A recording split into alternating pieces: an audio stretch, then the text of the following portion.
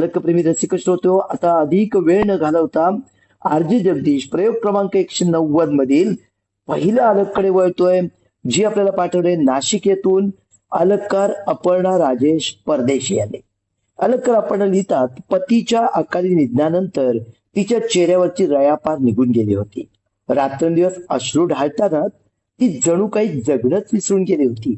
तिची अवस्था पाहून एके दिवशी सासूने तिला मायेने जवळ घेतले आणि शांतपणे समजावले, गळ्यातला दागिना हरवला म्हणून काय झालं बाळा?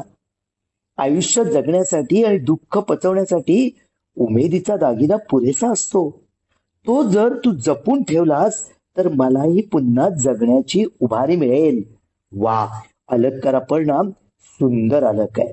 खरं म्हणजे अलक मधल्या या सासूला, जी आईपेक्षा सुद्धा खरं इथे मोठं काम करून गेली, तिला मानाचा मुजरा.